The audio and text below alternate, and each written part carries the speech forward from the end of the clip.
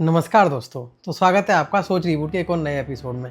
और आज हम बात करेंगे एक ऐसे ट्रेंडिंग टॉपिक की जिसने कि पूरी दुनिया में तहलका मचा रखा है और आग लगा रखी है, जो कि सीधे सीधे इंडिया, चाइना और ब्राज़ील के यूएस के साथ के रिलेशन जो हैं उन पर असर डालने वाला है। आज हम बात करेंगे नाटो चीफ की बॉन्डिंग की, जो कि एक तरीके से इन तीनों देशों को थ्रेटन कर रही है, और उस पर आए इंडिया और चाइना के रिएक्शंस की कि इन्होंने किस तरीके से उस बॉन्डिंग के बाद में रिएक्ट किया और उनको माकूल जवाब दिया। और इस सब के बीच में किस तरीके से डोनाल्ड ट्रंप हैं, जो उनके बयान बार बार सामने आ रहे हैं, वो इन देशों की इक्वेशंस को बार बार बदल रहे हैं। हाल ही में नाटो के सेक्रेटरी जनरल मार्क रूट का एक बयान सामने आया है, जिसमें उन्होंने सीधे तौर पर इंडिया, चाइना और ब्राज़ील को वार्निंग दी है और एक तरीके से थ्रेटन किया है कि अगर ये तीनों कंट्रीज रसिया से कोई भी बिजनेस करते हैं, स्पेशली अगर उससे ऑयल या गैस परचेज करते हैं, तो इनको सेकेंडरी सैंक्शंस का सामना करना पड़ेगा।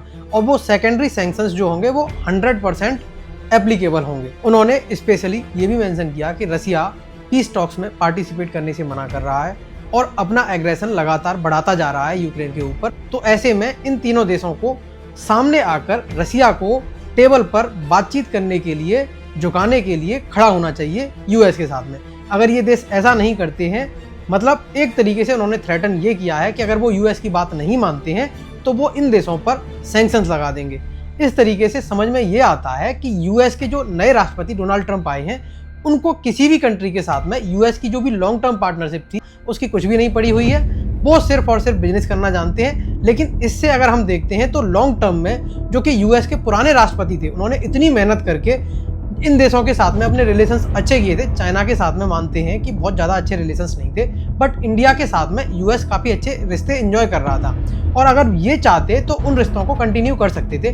डोनाल्ड ट्रंप आने से पहले प्रधानमंत्री मोदी को अपना दोस्त बताया करते थे, लेकिन यहाँ पर हमें ये समझ में आता है कि उनके लिए कोई भी दोस्ती कुछ नहीं होती है। सिर्फ और सिर्फ वो व्यापार जानते हैं और अपना व्यापार आगे बढ़ाने के लिए काम कर रहे हैं। यूक्रेन में भी पहले उन्होंने, जब तक यूक्रेन ने अपने संसाधनों को यूएस को नहीं दिया था, तब तक बहुत ज़्यादा दबाव बना रहे थे। यूक्रेन के राष्ट्रपति को अमेरिका में बिठाकर बहुत अच्छे तरीके से बेइज्जत करके भगाया भी था उन्होंने। इस बॉन्डिंग के खिलाफ इंडिया ने काफ़ी कड़ा विरोध दर्ज कराते हुए कहा कि ये डबल स्टैंडर्ड्स हैं इन देशों के, जो कि खुद तो अपनी एनर्जी नीड्स के लिए रसिया से खूब सारा oil and natural gas purchase कर रहे हैं, लेकिन वहीं इंडिया, जो कि एक डेवलपिंग कंट्री है, उस पर दबाव बनाकर उसको पीछे करना चाहते हैं। हमारे मिनिस्ट्री ऑफ एक्सटर्नल अफेयर्स के स्पोक्स पर्सन रणवीर जी ने कहा, securing the energy needs of our people is understandably an overriding priority for us. उन्होंने ये भी ऐड किया कि हम मार्केट में जो बेस्ट डील अवेलेबल हैं उनके हिसाब से चलते हैं। पेट्रोलियम मिनिस्टर हरदीप सिंह पुरी जी ने भी कहा कि उन्हें कोई प्रेशर फील नहीं होता है और इंडिया के पास में ऑयल सप्लाई के लिए डाइवर्स सोर्सेज अवेलेबल हैं। अगर हम देखते हैं तो इन देशों के जो डबल स्टैंडर्ड्स हैं वो इस तरीके से हैं।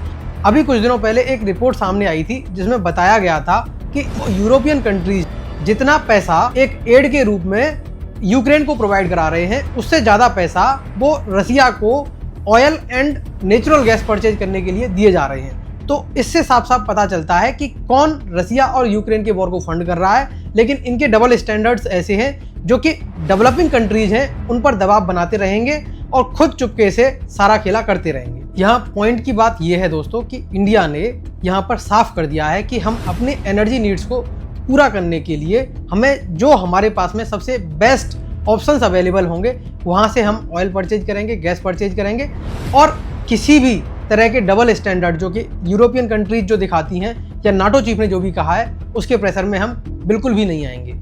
यहाँ पर समझने वाली बात यह है कि ये तो बच्चा बच्चा जानता है कि जिनके घर खुद शीशे के बने हुए होते हैं उनको दूसरे के घरों पर पत्थर नहीं मारना चाहिए, वरना अगर वो भी पत्थर मारने पे आ गया तो शीशे का जो महल है ना वो पूरा ढह जाएगा। यूरोपियन कंट्रीज खुद तो ऑयल परचेज कर रहे हैं, लेकिन दूसरे जो कंट्रीज हैं उनको रोकना चाहते हैं। अब हम बात करते हैं चाइना के रिएक्शन की। चाइना के foreign ministry spokesperson Lin Jian ने कहा, dialogue and negotiations are only viable way out of Ukraine crisis. उन्होंने unilateral sanctions and long term jurisdiction का विरोध किया और कहा कि tariff wars have no winners. अब यहाँ पर आता है इस वीडियो का सबसे इंटरेस्टिंग पॉइंट, जिसे देखकर यूएस बिल्कुल पूरी तरीके से खींच जाएगा और अपना सिर खुजाने लग जाएगा। यहाँ पर बात चल रही है रसिया, इंडिया और चाइना, इन तीनों के ट्रायोका को रिवाइव करने की। इन तीनों का ग्रुप बहुत पहले से था, जो कि ठंडे बक्से में काफ़ी समय से पड़ा हुआ है, क्योंकि चाइना का जो रवैया है वो पाकिस्तान को सपोर्ट करने का और इंडिया के खिलाफ जो गलवान में हुआ था, उसके बाद से इंडिया थोड़ा सा चाइना से भी सजग रहने लगा था। उसको पता चल गया था कि चाइना भी एक बहुत अच्छा कंट्री नहीं है। लेकिन यहाँ पर बात हो रही है कि दो बुरे लोग हैं, एक चाइना और एक अमेरिका। अब इन दोनों में से जो कम बुरा है उसके साथ में हम कोऑपरेशन बढ़ाकर और आगे बढ़ें। चाइना के मिनिस्ट्री ऑफ फॉरेन अफेयर्स की जो प्रेस कॉन्फ्रेंस थी उसमें भी इस बात का जिक्र था और इंडिया भी अब इसमें प्रॉपरली अपना इंटरेस्ट शो कर रहा है। तो अब यहाँ से पूरा जो जियो पॉलिटिक्स का खेल है वो बदलने लगा है, चेंज होने लगा है। यहाँ से जो प्रेशर बनाने की कोशिश जो अमेरिका और यूरोपियन कंट्रीज इंडिया पर कर रहे हैं, वो दाव कहीं उन पर उल्टा पड़ता हुआ दिखाई दे रहा है। इंडिया, चाइना और रसिया की जिस कॉपरेशन को वो कमज़ोर करना चाहते थे वो और मजबूत होती हुई दिख रही है। तो ये जो दबाव बनाने की कोशिशें हैं उनकी विफल होती हुई दिखाई दे रही है। अब आते हैं हम उस फैक्टर की तरफ जो कि इस इक्वेशन में एक नया ही एलिमेंट ऐड कर रहा है। ट्रंप की जो अमेरिका फर्स्ट की पॉलिसी है वो कई सारे देशों के साथ में, जो कि अमेरिका के बहुत फ्रेंडली कंट्रीज भी हैं, उसके रिश्ते को ख़राब कर रही है। जैसे कुछ दिनों पहले ऑस्ट्रेलिया के जो प्रधानमंत्री हैं वो चाइना में आए थे।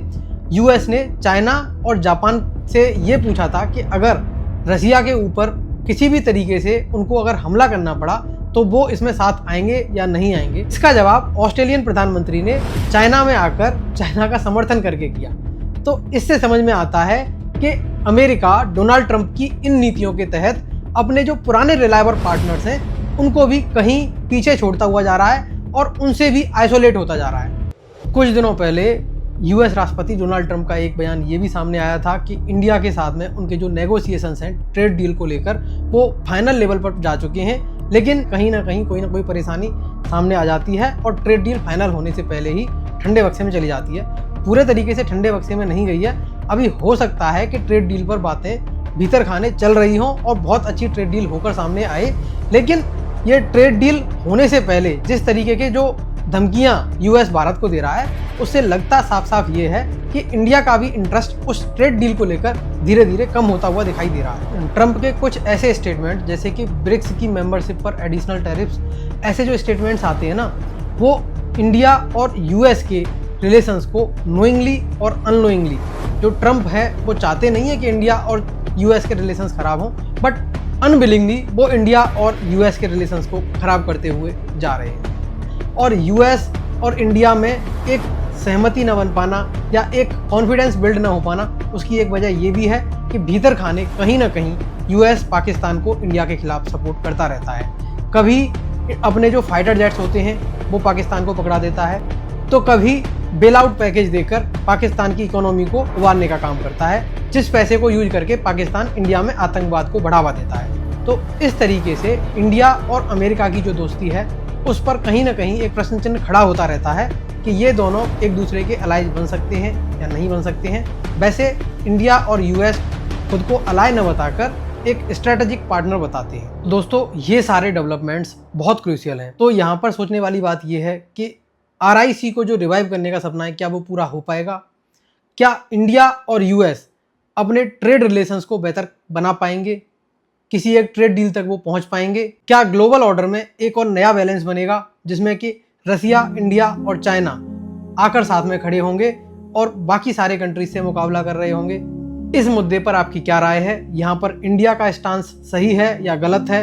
आप क्या सोचते हैं कि क्या इंडिया को कोई एक साइड लेकर या तो रसिया के साथ में कॉपरेशन बढ़ाना चाहिए और उसके साथ में अलाइन होना चाहिए, या फिर अमेरिका के साथ में कॉपरेशन बढ़ाकर उसके साथ में अलाइन होना चाहिए? क्योंकि इंडिया भी काफ़ी दिनों से दोनों को बैलेंस आउट करके दोनों के साथ में है और किसी के साथ में नहीं है, एक नॉन कॉपरेशन वाला कि हम किसी के भी अलाई नहीं हैं, हम दोनों के साथ में हैं, पीस में हैं, इस तरीके के जो बयान इंडिया के आते हैं कहीं वो उसी पर भारी तो नहीं पड़ रहे हैं? इस मुद्दे पर अपनी राय कमेंट्स के माध्यम से हमें ज़रूर दें। और अगर आप इस वीडियो में अभी तक बने हुए हैं तो आप सभी का बहुत बहुत धन्यवाद। अगर आपको ये वीडियो अच्छी लगी है तो आप अपने स्वजनों के साथ में इसे शेयर करें, हमारी वीडियो को लाइक करें, उससे हमें मोटिवेशन मिलता है। और अगर आपको किसी एक दूसरे टॉपिक पर वीडियो चाहिए तो उस टॉपिक को कमेंट में नोट डाउन करें, मैं उस टॉपिक पर वीडियो जरूर लेकर आऊँगा।